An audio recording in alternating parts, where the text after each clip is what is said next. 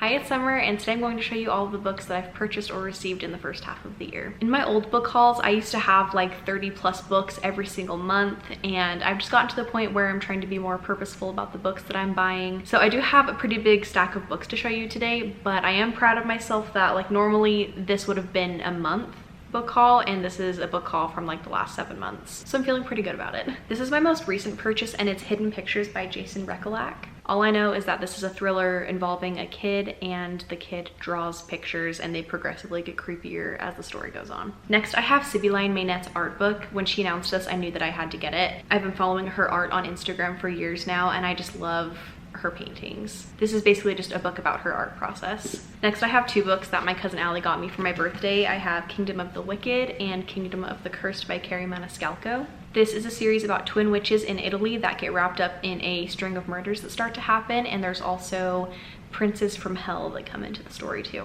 This one is Across the Green Grass Fields by Seanan McGuire. This is the most recent release in the Wayward Children series. This is about Regan and her magical world that she goes to. This one is one of the most beautiful books that I've purchased this year, and this is Six Crimson Cranes by Elizabeth Lim. This is an Asian-inspired fantasy, and the back says, Princess in Exile, a shape-shifting dragon, 6 enchanted cranes, and an unspeakable curse. Then I have Heartstopper Volumes 1 and 2. I feel like everybody already knows about this series, and I've talked about it enough on my channel, so I'm not going to go too much into it, but I love this series and I need to get my hands on the other 2 volumes. This is Sea of Tranquility by Emily St. John Mandel. This was one of my most anticipated books of the year just because I love Station 11. I don't really know anything about this book other than I think it's another pandemic book with multiple POVs and different timelines. Next, I thrifted this really pretty edition of Treasure Island. I think this might be some kind of Barnes & Noble special edition. I found one of the most random things in this book. I was flipping through it when I first bought it, and there was a picture of Jesus that fell out. And it was a seriously beat up picture of Jesus. It was just the most random thing to find in a copy of Treasure Island. I also thrifted this one. This is A Stranger in the House by Sherry Lapina.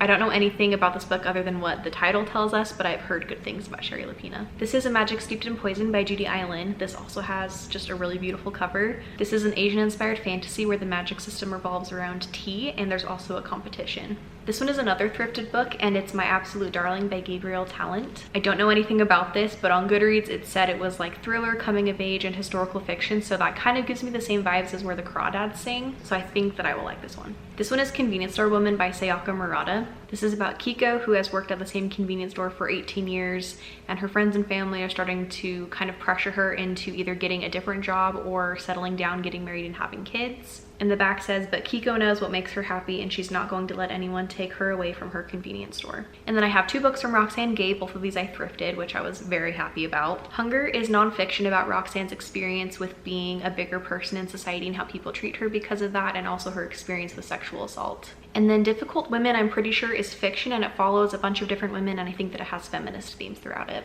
Next, I have The Maid by Nita Prose. The way that I found this book is really weird. I was texting my cousin Sydney one day, and she was like, hey, I just really read this book called The Maid. I think you would really like it.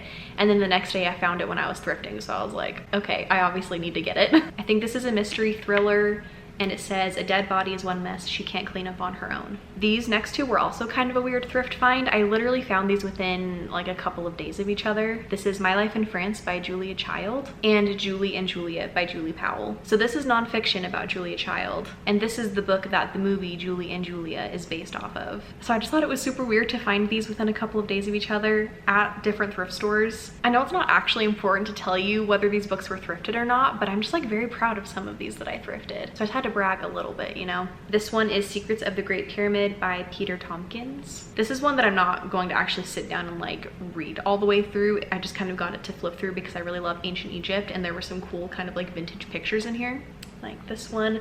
I also found this bookmark in it when I thrifted it. So the original owner got it from Pickwick Bookshops in Hollywood, California. This next one is Shiver by Junji Ito. This was my very first manga that I've ever purchased. Also the first one that I've ever read. This has some of the most creepy and disgusting illustrations in it, and if you love weird horror, you definitely need to pick this up. And then my last book of this haul is The It Girl by Ruth Ware. This was my most anticipated book of the year. There are 2 timelines in this book labeled before and after. The before section is following Hannah, the main character, when she's starting college. It follows her group of friends, and more specifically her best friend and roommate April, who is the It Girl. And then the after sections take place years after this college experience, and Hannah is married and pregnant, and her mom has just told her that somebody from Hannah's past has died in prison. Those are all of the books from the last 7 months though. I'm really happy with all of them. If you've read any of these, let me know, and also let me know which ones I should make a priority. But thank you so much for watching, and I will see you in the next one.